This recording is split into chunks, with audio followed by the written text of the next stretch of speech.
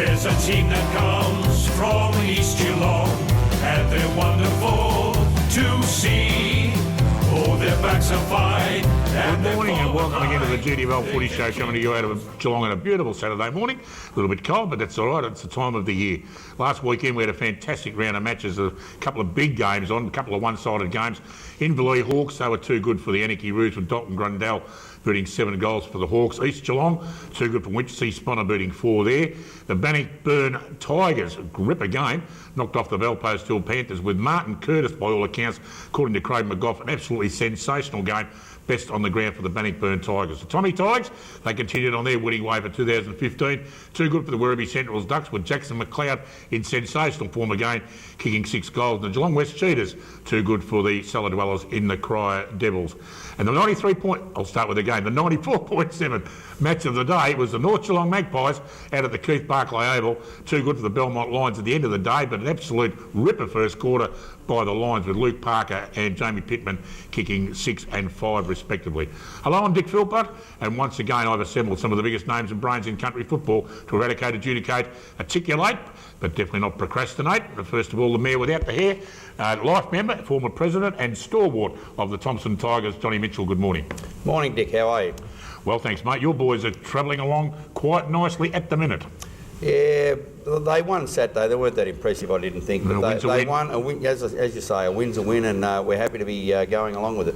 And, of course, another man who needs absolutely no introduction, a stalwart of the footy show, life member, former president of the Werribee Central's Footy Club and head traffic controller in Little Burke Street, my little mate Richard Grubby Cations. Good morning, Grubby. G'day, Dick. G'day, Johnny, and g'day, viewers, and another great day for football. Are you going to turn up this week? I don't know. You don't know whether the signs need to be... They didn't ring me last night, but if I get a call this morning, I'll be going back into Chinatown with all those little Chinamen and little Chinese women. They're everywhere. They're lovely people too, they are. Absolutely wonderful people. You haven't had any fall in a hole, Grubby, have you? Not yet. I've been guarding it. Actually, I guarded this hole for about 4.5 hours. Okay. And then as they packed up, I fell in it. But did you manage to have a little sniff of any Peking duck while you were in Little Burke Street? well, I had a sniff of something. I don't know what it was in there.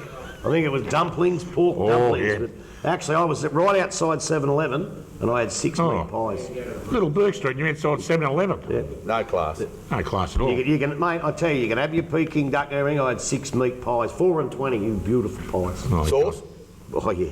Okay. Oh, I don't believe what we're talking about now. All right, let's have a look at perhaps have a look at the ladder to start with and see what's going on there at this particular time of the season. And we'll look at the ladder now. We know that the Inverleigh Hawks, coming up very shortly, are on top of the ladder. There they go, undefeated this particular time of the year. 2 going very, very well out there at Inverleigh. And they're sitting on top, followed by the North Geelong Magpies, Bannockburn and Belpost still have slipped down to 4th, with Belmont Lions just inside the 5 as we speak at the moment, followed by the Tommy Tigers. Or they're knocking on the door now. East Geelong Eagles winning every game at the moment. Werribee Central's Anarchy, Geelong West, with Winchelsea and Karaya yet to open their account. I'm sure when they belt it out against each other, it will change definitely. We'll have a quick look at the goal kicking now. And Tom Mullane Grant, well, he's still on top. Well, even on top, a bit shaky at the moment with Dalton Grundell kicking 7 on the weekend, brought him up to equal first as well. Jason Buddy from the Werribee Central's Footy Club sitting on 3rd spot as well, equal. And of course Jamie Pittman with a big haul last week, Jackson McLeod, Michael Lima, Ryan Garrard, Dylan Whitney, Joel Page and Eugenie Stan Shuey from the Belmont Lions Football Club coming up from the rear as well. And of course last weekend was a big weekend, not only in footy, well on the ground, but the Belmont Lions had their the team of the half century, not the half team of the century, but after 50 years, and there were some big names in there. Harmy Williams, the coach of the half century. Double Dan, the captain. Juice Newton was one of the emergencies. Juice was one of the emergencies, but I think the biggest name of all. Huge. The biggest name of all, and I've never ever seen it before. Massive. The team manager of the 50 years. Our own It wasn't. How could that happen? Oh, what a great effort, eh? Team manager. Fantastic. And the MC, one of the things that we found out, Dick, was that as the MC, we all worried about him getting along Cunningham Pier and falling in and drowning. No, we didn't want that to happen. No, we didn't want that to happen. He made it through. How was he at North Geelong? How did he go there? He was pacing himself admirably last week. He was keeping himself down to about 15 pots and 10 party pies. He was very quiet indeed. I tried to follow him up after the game for the normal speech that he gives to the congregation at the end of every home and away game, but he couldn't stay. He had to go home and put the tuxedo on. I don't know if he wore a tuxedo. I haven't seen any photos yet. Well, I wouldn't have thought he would have wore a tuxedo. You there. two blokes, right? No, we've put up his air floor manager and he's done a This is great footy job. show. Yeah. Well, it is a footy show. It's Well, I'll about tell you what, as soon as though you're not going to talk footy, I might as well not either, because I do have a question. What the hell is that? Yeah, what is that? Well, wait on. Well, Thompson had their reverse raffle last week, and Lauren Cleary, who is one of our C-grade premiership players from last year, said to me, Mitch, can you get me on TV?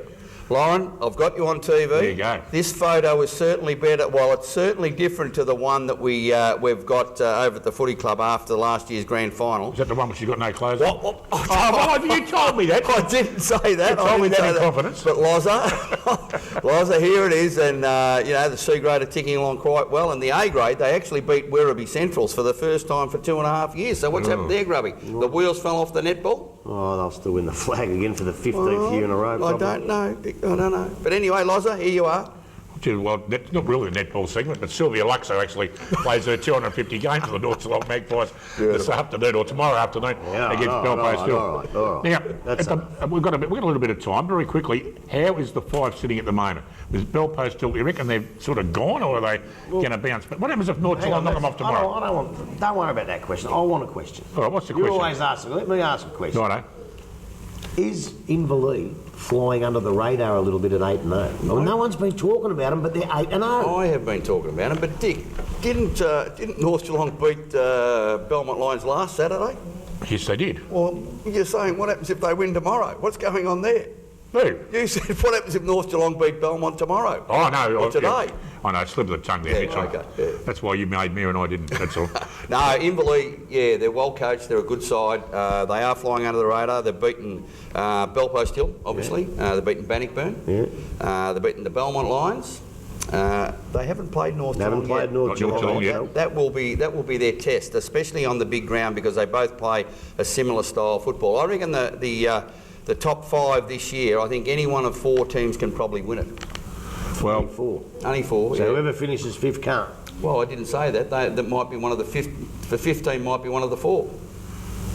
What? oh, for goodness sake. What was that? Oh, I've got no idea what they're talking about. All I know is I can tell you something that it's also a big test for the North Geelong Magpies tomorrow as well, and we'll talk about a little bit about that in the last segment. We're going to take a break. We'll come back with some Colts footy and have a very special guest on the show back after this. We come together, the best from all the league, to show them how to play and form a mighty team.